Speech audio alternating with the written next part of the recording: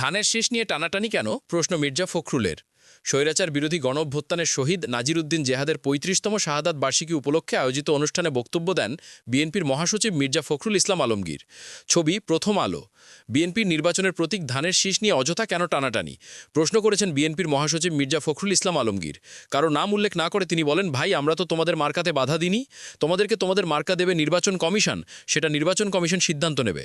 ১৯৯০ সালে স্বৈরাচার বিরোধী গণঅভ্যুত্থানের শহীদ নাজিরউদ্দিন জেহাদের ৩৫তম শাহাদাত বার্ষিকী উপলক্ষে স্মরণসভার প্রধান অতিথির বক্তব্যে একথা বলেন মির্জা ফখরুল।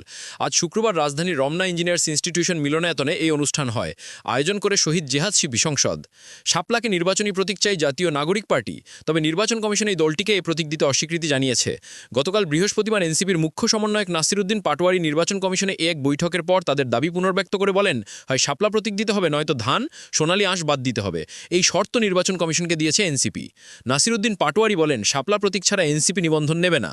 আজ মির্জা ফখরুল বলেন, কিছু কিছু ব্যক্তি বা দল তারা ধমক দিচ্ছে, হুমকি দিচ্ছে যে অমুক মার্কা না দিলে আমরা নির্বাচনে যাব না, বা অমুকের মার্কা থাকতে পারবে না। আমরা এই কথা বলি নাই যে তোমাদেরকে মার্কা দেওয়া যাবে না। তাহলে অযথা বিএনপির ধানের শীষ নিয়ে টানাটানি কেন? ধানের শীষ অপ্রতিরুদ্ধ এবং এটিকে থামিয়ে রাখা যায় না উল্লেখ করে মির্জা ফখরুল ইসলাম আলমগীর বলেন, গ্রামেগঞ্জে যেখানে যাবেন সেখানে একটাই স্লোগান, শুধু ধান লাগাও ধান লাগাও।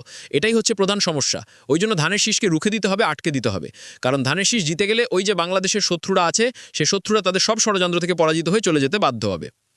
শেখ হাসিনাকে দানব উল্লেখ করে মির্জা ফখরুল ইসলাম আলমগীর বলেন, মনস্টার শেখ হাসিনা এমনি এমনি দিল্লি পলাইয়া যায়নি, যেতে বাধ্য হয়েছে কারণ আমরা সে ভিত্তি তৈরি করেছি। দীর্ঘ ১৫ বছর লড়াই করে, সংগ্রাম করে, রক্ত দিয়ে আমরা সে ভিত্তি অর্জন করেছি।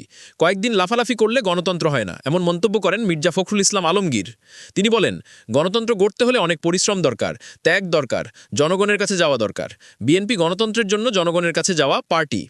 আমলাতন্ত্রকে একটি নির্দিষ্ট দলের পকেটে নেওয়ার চেষ্টা করা হচ্ছে বলে অভিযোগ করে মির্জা ফখরুল বলেন, দেখছি আমলাতন্ত্রকে একটি দলের পকেটে নেওয়ার চেষ্টা করা হচ্ছে। এটা আমরা কোনোভাবেই বরদাস্ত করব না। সম্পূর্ণ নিরপেক্ষ আমলাতন্ত্র, সরকার থাকতে হবে নির্বাচনের সময়। নির্বাচন কমিশন এবং প্রশাসন সম্পূর্ণ নিরপেক্ষ থাকতে হবে, কোনো দলের কাছে যেন মাথা নত না করে। সভাপতিত্বের বক্তব্যে বিএনপির চেয়ারপারসনের উপদেষ্টা আমানুল্লাহ আমান শহীদ নাজিরউদ্দিন জিহাদের স্মৃতিচারণা করে বলেন, সেদিন ঢাকা বিশ্ববিদ্যালয়ের অপরাজেয় বাংলার সামনে শহীদ জিহাদের লাশ রেখে আমরা শপথ করেছিলাম স্বৈরাচার পতনের। পরের দিন হরতাল কর্মসূচিতে পুলিশ লাঠিচার্জ করে। আহত অবস্থায় হাসপাতাল থেকে আমরা শহীদ মিনারে গিয়ে আবার শপথ নিই, শেষ পর্যন্ত স্বৈরাচারের পতন করতে সফল হয়। বিএনপির যুগ্ম মহাসচিব খায়রুল কবির খোকনের সঞ্চালনায় স্মরণ সভায় আরও বক্তব্য দেন বিএনপি নেতা আসাদুজ্জামান রিপন সহ প্রমুখ।